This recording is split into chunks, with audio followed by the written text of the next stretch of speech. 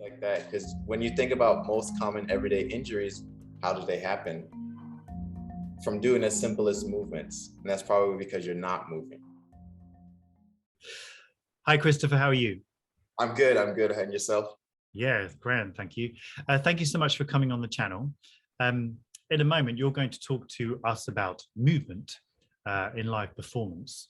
But first of all, tell us about you. I mean, I know your background, your career, but you tell people who don't know anything about you about you. Sure. Well, originally I'm from Brooklyn, New York. I was born and raised there. I'm like third generation, so very, very much a New Yorker. And my background is acrobatics, dance, and acting. I learned all that just going out in the world, more or less, somehow. I'm 38 now, so I've been performing with dance primarily as my main career path since, oh man, I would say my first real stage performance was maybe around 15 or something, give or take. And I was just like doing break dance, so that was my starting dance, was b-boying. So all that stuff spinning around and things of that sort. And yeah, I just kind of started with just like one hip hop group, and it was like the education of hip hop. So we went to different schools, and so that was my introduction to kind of being on stage. And then it just kind of started elevating and going on from there. Right. So yeah, so kind of like a natural progression into performing. Yeah, absolutely. I totally did not have that, like the idea of going into like that career path came like when it was time to go to like college, and I was like, man, I had such a great run. I don't know if I could do college right now. Right. So yeah, fair enough. So you basically were a natural mover, and somehow the system was like, come, you need to come into videos. Yeah, believe it or not, actually, like the funny thing is, actually I was quite a chubby kid, and I didn't realize it until like I looked at pictures of like I was like, Mom, who's this kid? And he's like, that's you. I was like, what? But I was always moving somehow, but I guess growth spurts and just hormonal things. But yeah, I always found myself doing something moving. My brother and I, we learned how to do all our acrobatics like just in the front yard of our house, like over trash cans and like in the park and things like that, and watching things like cartoons and like trying to imitate them and stuff like that. So that's how we came up. And yeah, it just was a natural thing. Like a lot of skills that I developed was just by seeing something and trying it out, trying something new from that skill. Also, like in New York, like dancing in the streets, for example, is very normal, like especially with the b-boy culture. So like dancing in a school format and settings was foreign to me for a very long time, until someone actually came to me and was like, hey, do you want to teach this in school? And I was like, what, you want to learn b-boying inside in a school? Okay. It was weird for me, because I learned everything basically outside. So It was like when I was 18 or 19, it was just like, okay, let's try this in a ballroom studio, Sandra Cameron Dance Studio, which I think is closed down, but it was a really cool place. So that was like my first introduction to like, being indoors, and also to other dance styles. And it was completely foreign to me, which was the social ballroom styles, because it was a ballroom studio. So that's what made it even more interesting. That's fascinating. It's kind of like the best way in. It sounds brilliant. The idea that you just kind of like were naturally drawn to it, and then suddenly things start to say, hey, you need to come into this, you need to come into this. Yeah. It's the best entry ever. So you're going to talk to us about movement specifically, either from your point of view or when you watch it. So you've got a bit of your first question is a little bit existential, I guess, but what does movement mean to you now, whether that's your point of view, whatever? Okay. Yeah, absolutely. Well, on top of dancing, I also do martial arts, and I'm very big on fitness. So like movement is my life, So it's like it is my life. And I find movement in general, and it comes in so many different forms. And I think movement in general, just for the human condition, is very important. Whether it's, dance related, within the martial arts, or, within, just, again, the fitness is like, there's so many different elements where you can be happy in movement, because I feel like through movement you can find a sense of self, as far as it goes far beyond just moving the body, because it's a connectivity thing.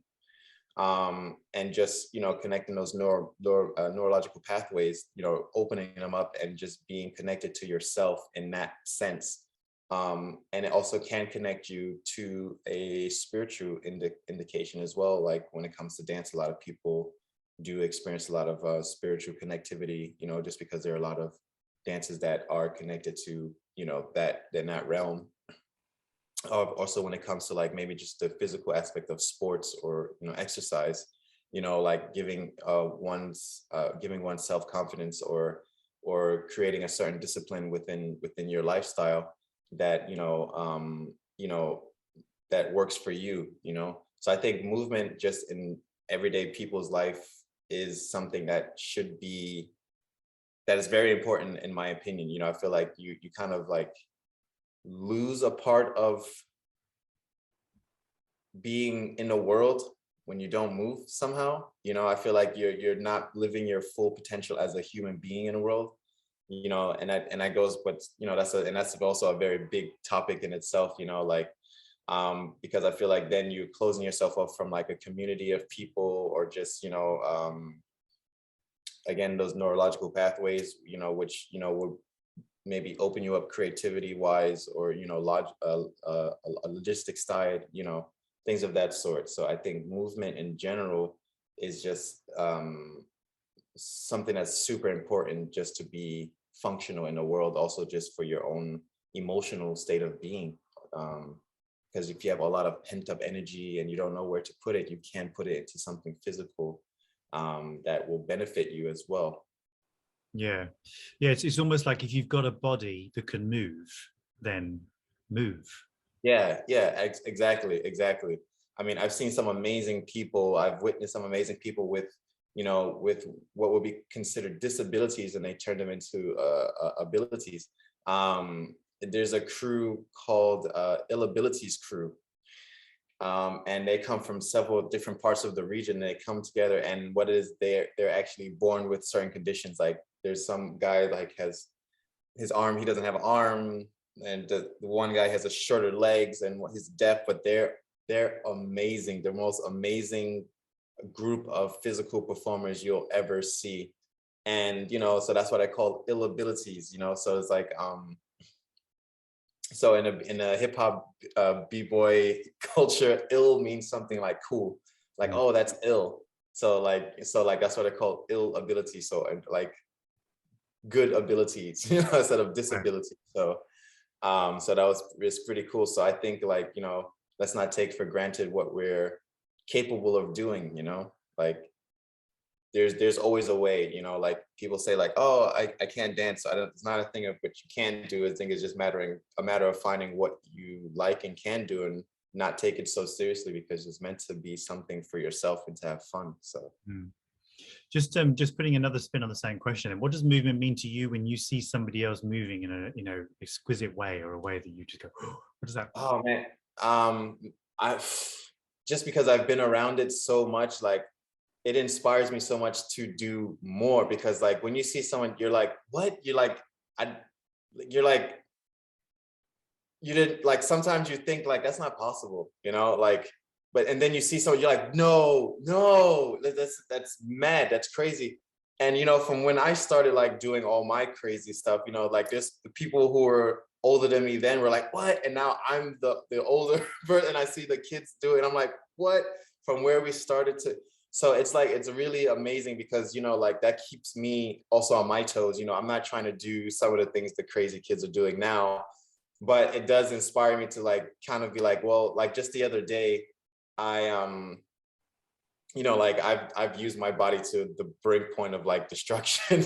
And like I was like, okay, I have my friend who we both did acrobatics, and we're like, we're like the guys who are like, no, I can never give it up, So she was trying to find a way to do Mm. something, and realizing, I was like, it's really cool to have that kind of like thing. Like we have this kind of competition, like who can still do this and who can still learn something else. Can't teach your old dog new tricks, kind of thing.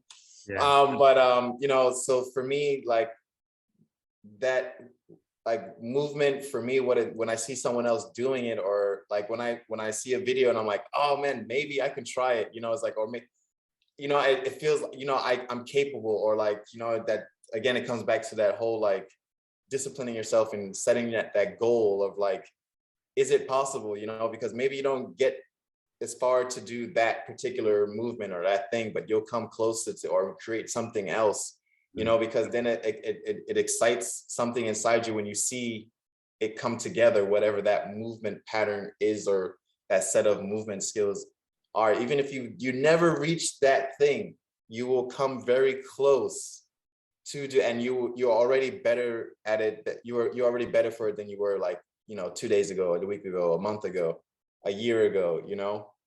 Yeah. But, like, because it kind of gives you measurable accomplishments. It Mm. does give you measurable accomplishments. Movement does give you measurable, like, and it again, it just, it's a whole energy thing too, because when you're with people and you're like, I'm watching someone do something, and we're like, maybe there's a small bit of competition behind it, like who can do, or like, or just the motivation of like, oh man, you almost got it. It's just like that drive. It's really, it just gives so much pleasure and so much joy, because then you're looking forward to it. And it's like, I've never been in a situation where like it was so like, where like you were competing with someone and it became bad. Like Right. it always was like maybe a little bit of like, you always have the one or two people where you're like, I'm gonna get better than yeah. But it's like, but then it pushes you, like it lifts you up, like, and Mm. I just think you can be all the better for it. Yeah, I fully expect to be one of those granddads still dancing. Yeah. I want videos of me on YouTube in my 80s Yeah, still dancing. Absolutely want. exactly, spot Um, on. so you kind of alluded to this at the beginning of the interview. So did you ever do any sort of formal training? Did you after a while go, right, you know what, I'm going to actually start to look at this from a technique point of view, or did you resist that? No, I never. I've okay. The only thing I've went to school to, or that I went formally to class for, was tap. So that's the only thing, just because tap is so technical, and like you need to go to class and just jam with people, and just also because it's just, I mean, originally, of course, when they first, when Hoofing came, there was no teachers. There was just like, figure it out. It's such a long history of tap. I'm not even going to get into it, else I'll never shut up. But Mm. basically, like if you're getting into it, you can learn. You can even learn on YouTube. But the point is, you're not going to figure it out, a lot of it, by yourself, just because it has so much technique behind it. There's just, when it comes to like the classical dances like ballet, or things like that, you need to go to, otherwise you hurt yourself. But as far as my own training goes, I have not done any real formal training, because like I said, like my main base of dance was breaking, hip hop, house, freestyle, and contemporary.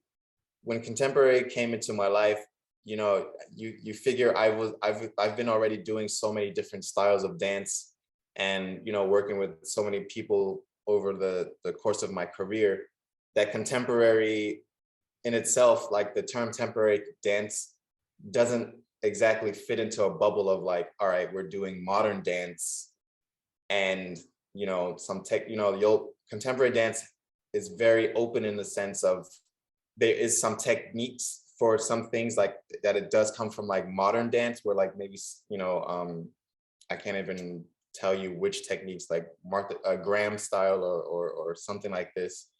where, then you have to learn some things. But if you already have a history of movement, like how I had, like with doing hip hop, where it's a lot of big movements, popping or breaking, it's like those things kind of, they're very natural. So then it's just a matter of like, okay, now I have to learn this choreography. And I may take a little bit longer because I don't have this traditional classic background, but I will get it. Mm. So my education was basically getting a lot of jobs and doing a lot of projects with different types of dancers and developing. So like, even like I working at, like where I told you I worked at Sandra Cameron Dance Center, that was a classic ballroom studio. So foxtrot, Argentine tango. I learned a lot of those, like, again, just because they were like, Chris, Steve is sick. I was like, I don't know how to do the Vietnamese waltz. We can teach you. And, like, I'm like 20 years old and I'm like, okay, with these older people at the time, like, I'm like having to learn all this. So it's like, I got put into those situations. So again, as I got a lot of my education came from just doing and traveling. So I've never actually been in real, like spent a year or a few months or anything in any formal training. Like it all was just from doing and just basically dancing all the time. Yeah. It's funny. I'm just thinking about from my experience. I'm a natural mover. I've trained occasionally. Generally hated the constraints of it. But when I've been in a situation like you, where I've had to somehow quickly do a routine for somebody, I was on a movie once. I was doing extras work as a kind of somebody in the background, and then the dancer fell over, and they came and asked me if I would come and do it because they asked the extras. They said, "Well," and I said, "Yeah, right then." And it was very similar to you in the fact it was a Viennese waltz. And I remember them telling me how to do it, and I said, "Can you just show me? Just show me, and I'll see where you'll go. I will see the rhythm of this rather than actually formalize it." Because then I think my head was a bit like, "Oh no, I'm going to get it wrong. I'm going to get it wrong." Whereas actually, I needed to, sounds a cliche, but almost just feel it. No, it's right. You're absolutely right.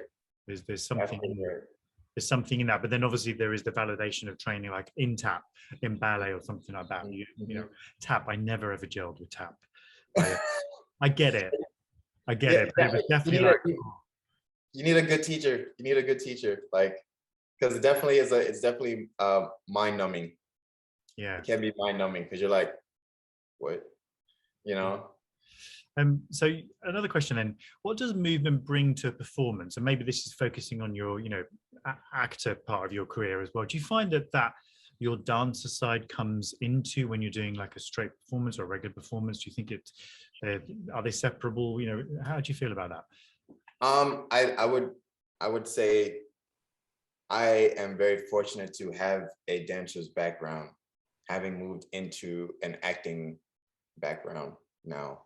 And I say that for so many, because I'm so used to moving, like I've been lucky to do dance theater already, where I spoke, and things like that, but it wasn't like extensive speaking or anything of that sort.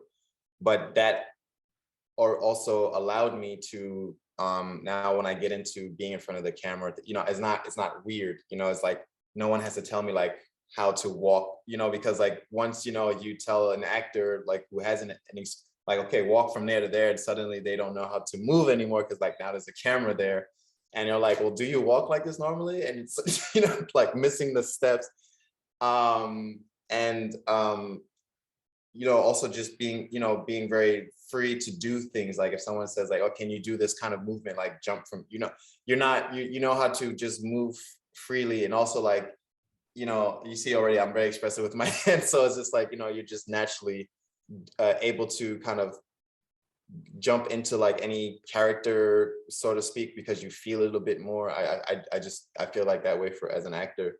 Also, like when I'm studying lines, for example, what I do is a lot of times I'll say the lines with my body, if that makes sense. So like for example, like, yeah, I told her to go to the store. So, okay, you can have the line and say, okay, I told her to go to the store, but then I'm thinking, how am I doing this with my body? Like, can I still express that same sentence without, so I'll go like, just I'll say it in my mind, but then I'll have my body say it. So then like when I do that enough times, I feel like one, I'm getting the words a lot, I'm getting the contents a lot faster into my body, into my mind. And two, when I go and repeat these things, now it's not like I'm not standing there like a stiff person, like just thinking it. Now my body's also incorporated with the lines, because now I've also trained my body with it. So then in sense, I also train the character, which I'm trying to develop. So it's kind of become like a bit of a choreography in a sense that I've done so often that now I can't help but to do it that way. Yeah. In some sense, and it helps loosen up the body a lot. So I definitely can say like dancing has definitely improved where I stand as an actor, even having done like recent projects where I had to do like a bit of like stunt work, sort of, that's like small movements between different, with having to be able to move in conjunction with other actors, because everyone has their own rhythm. You want to make sure that you all can work together, whereas you don't hurt each other, like and just have that flow going, and I just feel like being able to adapt to a different person's rhythm, and also understanding your own body and where, like if somebody has to lift you up, that you're not just dropping your whole weight, like so things like that, being able to support the other characters, like if I need to hoist myself up, things like that, like knowing that what you're physically able to do and what you're capable of is always a good thing to have, going into the arts, acting and things of that sort. So definitely I would say it's a major highlight and recommend it for anybody, just if you're getting into it, just to make sure that you're also capable of moving, just your basics, and feeling good with, moving yourself. Yeah, it's almost like you're saying that your muscle memory and your memory of lines, they're completely joined, like they completely feed off of each other. Is that true, do you think? Absolutely. Like I said, like it's really helped me a lot. Like it's something I've only started kind of really developing. I'm still developing my own tool for this, like, because like it's one thing I have to say that I did in the beginning, which it's not something I regret, because obviously I've put it back in, but I tried to separate my dance life with my active, when it's not something that you should or can separate. It's like, I think a lot of times you're like, no, okay, I'm not doing this full time anymore, so that's the past. But it's not. It's already something embedded inside me. And whereas like I became very stiff and uncomfortable, whereas like, okay, no, like how would I do this? Like how would this character do this? And like, so then it's like I already formed, if I already formed that character within my body, like you said, the mind body connection, then it just makes for you're doing two things at once, Yeah. So it just really helps to kind of train your whole being in a way, Yeah, the two can exist at the same time. So the last question is, maybe we kind of answered this already, maybe we can just ping pong it back, but do you think you have to be trained? Do you think it's essential? But I guess you're the exceptions to the rules. Like, no, of course you don't. But no, there's really the question of like, what is it that you're going after, and what is your because I think look at what is it that you want to learn. That's first and foremost. And secondly, like, what is your movement ability like? And just be honest with yourself. If you've not been a person who's moved often in their life, like just kind of straightforward, side to side, like 2D world, like nothing wrong with that. Not everybody moves, that's it's okay. So I would suggest then maybe just for safety, like, again, depending on what it is that you're learning or want to learn, I would say go to class, again, it all depends on, like, if I'm doing like hip hop or, like hip hop, hip hop is something you don't particularly need to go to like, class for. It's just like, I think that's something like if you don't want to think about how to learn it or something like that, like I think that's also the question. Like you don't want to go by yourself and do it. Like, or, are you open to be in front of people and like basically, not look cool at the beginning and then like, level up? Because I think when it comes to dance, I think the best way to just be in a community, no matter what that community is, whether it's in a class setting or if you're going to like a practice or training somewhere at a center or a group, or just finding people and you come together. Because I mean, when you think about it in retrospect, you're getting an education. One is free and one is, you pay for it. So you're initially taking some kind of class just where you're doing it. You know what I mean? Yeah. So I think it's just a question of like what it is that you're trying to take. Like the classics, you have to take class. There's just no way around it. That's nothing like I would say like, oh yeah, YouTube is great. No, I probably would. Yeah. So yeah. It's a curious thing. I looking back now, I think actually what I did, I kind of followed my spider sense with it. I was a bit like, what do I need now? Like I was most certainly brought up on Janet Jackson videos, like yeah. huge influence on me, her choreographers and her. And I think so at college, I was always recreating what I would see. And then I started to get my own sort of personality within my choreography and so on and so forth. And I've been inspired by other people, and then Bob Fosse, and then you'd watch routines. You go, wow, that dance is really sticking out. Why is that? And then just going, all right, okay, well, there's them singing, dancing by themselves. And it's curious where I'm at now. I'm like, I can still move, but I'm not really interested in choreography. I'm much more interested in how does this music make me feel, and how do I want to dance? Yeah, absolutely. And I mean, that's initially what it comes down to. Like, I think that's the key to any when it comes to dance. Like, how does it make you feel over the technical aspects? I think that excuse me.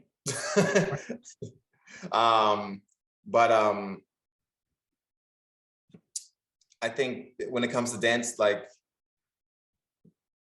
opening yourself up to the feeling, like I was telling you like earlier, like opening yourself up to the feeling of dance is far more important than technical aspects, unless it is a technical dance. And even with the technical dance, I think they are more focused on, when I say technical dance, I mean something like ballet or something. In my opinion, I don't know how a ballet dancer feels when she's training or when he's training. Like the feeling wise, I feel like they're so focused on the technique that they don't have I feel like it's their job to give the feeling to the audience rather than them experiencing a feeling for themselves. But again, I don't want to say that about ballet because I'm not a ballet dancer, but I mean, of course they have some feeling, but it's different than mine, where I'm coming from a hip hop background, where it's like, okay, I'm naturally moving to this because this music is making me do that. And now I just have to be free with it. And I'm going to be, oh, what is this? So it's like, like where it's okay to be goofy and no one is going to judge you on it, because like, if you're confident in that movement, no matter how weird it is, everyone is going to respect it, And that's the great thing about, the hip hop, culture, is like, you can make a really awkward face. And if it's to the music, or if you just do like, you're just putting up a hand gesture or like a stance, but you're doing it with the music, with confidence, everyone is going to be like, oh, that's cool. So, that freedom, I think, is something that, again, brings out the best in you, because that's also what dance is about, bringing out yourself and bringing out that confidence that lies underneath all of the judgments that we, are feeling from the outside world and probably give to each other, things like that. So yeah, I think, so just summing it all up, movement in general, again, whether it's being in a dance community, whether it's in the martial arts community, which is also a whole other topic, and the fitness. You know, I think movement in general for the human condition, for the human psyche, is very important because it does connect you to a different, you know, there's like the four walls, what my cousin says, you know, and that's one of the walls, you know, like, so that's keeping your house up, you know, so you are your house, you know, so like those are one of the four walls, you know. So having that body, you know, running at the optimal condition is better for your whole life. You know, you live longer, feel better, you know, you don't hurt yourself reaching for a can of soup, you know, over your head, you know, Yeah. like things like that. Because when you think about most common everyday injuries, how do they happen? From doing as simple as movements. And that's probably because you're not moving. Right. Yeah. Amazing. We could be here forever, couldn't we, actually, and talk about this? Yeah, This is yeah, a wonderful, yeah. just a wonderful topic. But I'm definitely, after this interview, I'm going to push back all my furniture and have a bit of a boogie, I reckon. Yeah. Do it. Because I was also thinking about, I was like, man, because I was supposed to do it yesterday, because I was like, I really need to move. And then I just started watching something. So, Let's move. And the sun is shining here, so. Yeah. Cool. Thank you so much, Christopher, for giving up your time. Oh, man, thank you for having me. I'm really, really honored to be here. So thank you. All right. Thank you. Bye. All right. Take care. Bye.